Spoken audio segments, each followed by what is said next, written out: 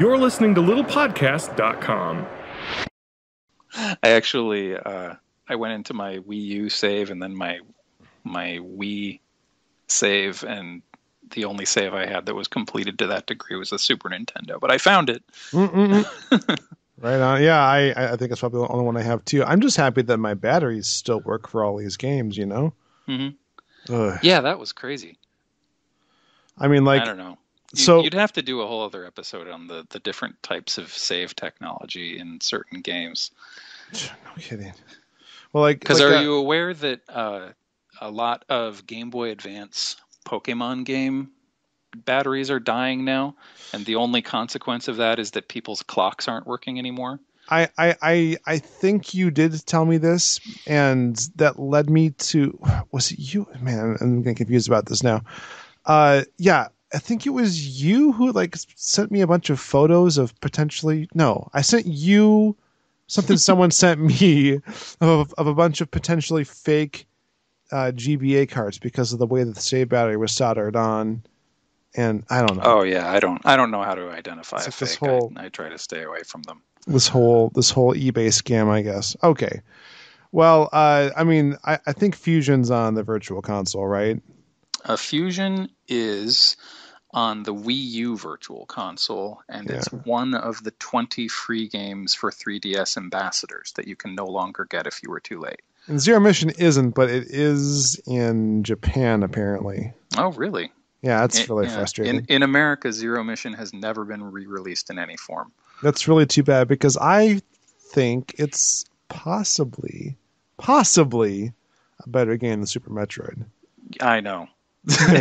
A lot of people listening will say that's blasphemy, but listen, I've been having a similar feeling lately. It's so the engine is so much more enjoyable to use, no matter what you might think of the more guided progression, the way the game really takes you on a linear path. You can break that path, but it holds your hand a lot, about as much as Fusion does, although it doesn't feel that way. But I just love the engine so much. I love playing with the Shine Spark and the control scheme. It's really fun. To be fair, you did say something similar to me first, and then that really got me into this weird death spiral of thinking about it. Yeah.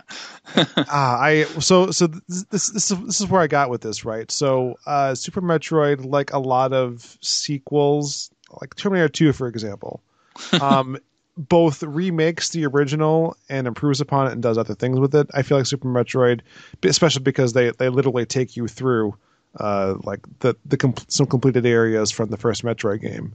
Well, they try to. If you really hold the maps on an overlap, I've been wanting to do this lately, like take a multi-layered image and see where the real overlaps are. They're not huge. Right. It's a very small percentage of areas that have a 100% overlap, and then the Super Metroid designers take a lot of pleasure in undermining that and showing you like, hey, this wall could have been bombed away the whole time if only you had super missiles back then.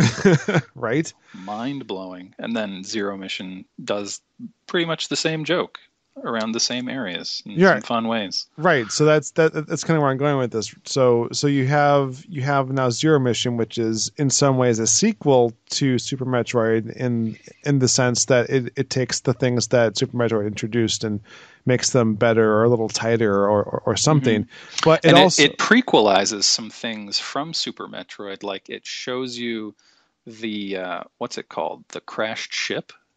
Yeah. It shows it to you before it's an actual haunted ghost ship.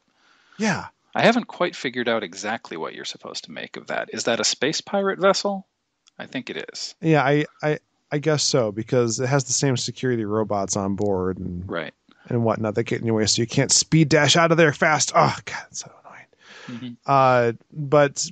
Well, you just have to super missile them. They get out of the way pretty fast. Are you kidding me? Oh God! All right. Yeah. The harder you shoot those robots, the faster they get out of your way. And super missiles a super missile will make them go really fast. Son of a gun. Relatively for them.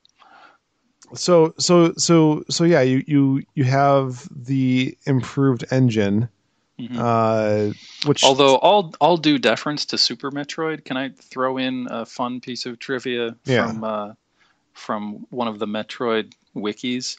They say here that Super Metroid was almost canceled 3 times during development because at that point it was the largest video game ever created. which is so funny because you can beat it so quickly now compared to other games.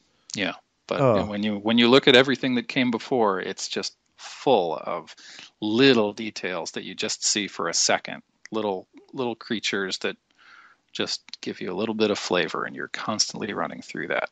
It is a very, very textured game.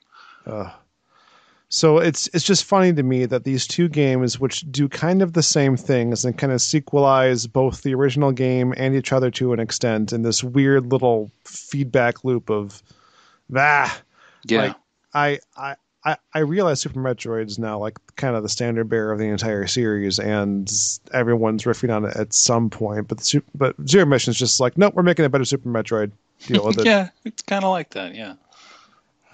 So the tricks you mentioned don't exist in Zero Mission, to my knowledge, and you can't really sequence break for any serious amount of time. And oh, sure you can. What? You know those the statues we've been talking about that give you a map point to go to? Mm-hmm. Screw them. You can go wherever you want. Right. If you watch a real speedrunner, they do not go through the bosses in the suggested order. They have their own routes.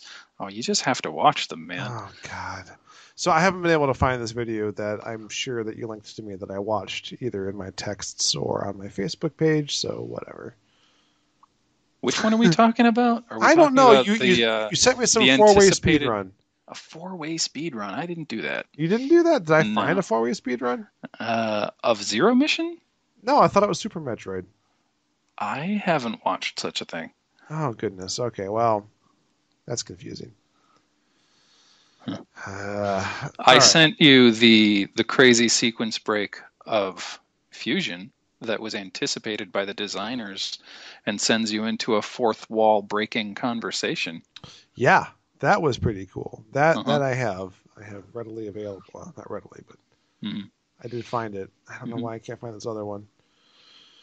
Oh dear. So what did I post? I've posted so far, well, probably by the time this comes up, all 4 of them will be out, plus the Zero Mission Shine Spark, Morph Ball Shine Spark we talked about earlier. Yeah. But we have wall jumping, bomb jumping, the Shine Spark, and what was the first one I put up? The first one was... Shine Sparking is so complicated. Are you talking about doing individual videos to cover each of these techniques? Yes. Because the Shine Spark, man, there's just so many levels to it. First, the game teaches you to speed dash, which is the only layer of the technique that's ever completely necessary, except to escape the chamber where they teach you Shine Sparking. Right. Then the initial Shine Spark technique that the game does teach you is that if you speed dash, then duck, you save a charge, and if you jump, you'll go flying straight up, and only in Super Metroid will they charge you some of your energy for that. But anyway, then on to the things the game never overtly teaches you. Number 1, from that jump, you can indicate other directions, left, right, or an upper diagonal, and you can fly in those directions. Then, in Super Metroid, if you Shine Spark into a slope, Samus will just kind of try to trace that slope. But in the Game Boy Advance games, if you Shine Spark into a slope, her feet will touch the ground and she'll start running again.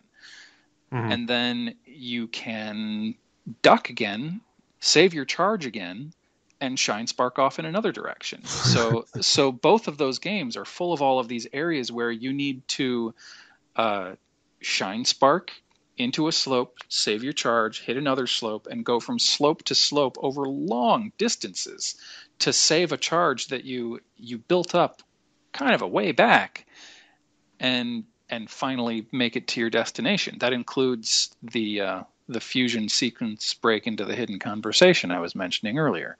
Right. And then Zero Mission adds the capability to dash, crouch to save a charge, then duck all the way into Morph Ball and do a Morph Ball Shine Spark in any direction. And I don't remember if you can do this in Fusion or not, but it's necessary for one of the pickups in Zero Mission.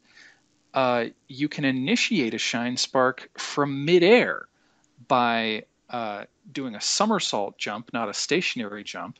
So you somersault into position with your stored charge, then fire your weapon to come out of the somersault, and then hit the jump button. Then you can initiate a Shine Spark from anywhere. I think that covers every layer of using that technology. And wow, does it just... It feels so complicated at first, and it's so satisfying once you've applied it in every situation. Yeah, that last one I was able to do after you've beaten Mother Brain and you escape the pirate ship. If you go back to that chamber, there is a power up behind the shaft behind Mother Brain. So you have to do that very thing in the air. You have to go through a door, save up your Shine Spark, jump in the air, and then you have to get just at the right height, and then do your Shine Spark, or you're toast. You're not gonna get through everything. And oh god, no. The one I was going to put up was a Super Metroid one where you run through a room, you duck into Morph Ball and save it that way, and then when you come up again, you can Shine Spark across a lava pit. I forget what power up it was. That one's possible. And a lot of the places they designed where you can use Shine Spark aren't even to get a power-up. They're just to make it so that a really long room is less monotonous and you can just blast through it on return trips. Especially if you're not using up your power in the meantime. That's pretty nice. Right. Right. Shine Sparking is a less friendly technique on Super Nintendo. It can be a very routine thing on Game Boy Advance, though, because it doesn't cost you anything. So this is definitely, now that I've played through the vast majority of Zero Mission and I've picked up Fusion again, and I'm, I think, pretty far along in that right now. We did decide, by the way, Sean, that looking at your previous Zero Mission save is cheating. Fine. Facebook was unanimous. Yes, that was true. There was yes, and absolutely, definitely yes were the answers, I believe. Yeah. I was trying to find where all the power ups were because I got an energy tank from one area that I just couldn't figure out where I got it because I compared the two maps and it seemed like they would overlap perfectly, but somehow I have this energy tank. I don't know where the hell it came from. Mm-hmm. I'll get there eventually. For our listeners, the way you're supposed to pick up all of the items in a Game Boy Advance Metroid game is that after you finish the final boss and go into your save, each individual area map in the game gives you a checklist for how many of the power-ups in that area you have and how many you're missing. So they really narrow it down to you, kind of like a lot of Zelda games do. And then you just you hunt down every circle on the map to pick up all of the power-ups from places you've been, and then you go scrounging around the edges to the map looking for weaknesses and suspicious things, looking for the rest of the hidden rooms. Did you know that Zero Mission was the last game that Nintendo R&D 1 made before they reorganized? I did not. That's so sad. Yeah, I was looking that up, and I guess because of the release dates on Fusion Zero Mission, like 2002 and 2004, they must have made these games back to back. It's a good swan song, right? And Sakamoto was involved with both, I believe. Because I guess the only one he didn't do was Metroid 2, I think. Don't know. Even though Fusion makes heavy reference to that game, which I really appreciate. It's funny to note in the end credits of Zero Mission and Fusion and I think also Super Metroid. I don't know. A lot of these old games I've been playing the last few weeks that Satoru Iwata is credited, but he's credited as Iwata Satoru. Oh. Which is not modern. That's not how he goes these days. Right. Interesting. Yeah, now it's a big deal. Mm-hmm. That's what I've heard. Yep. Pretty big wheel down at the Cracker Factory. Famicom Dojo.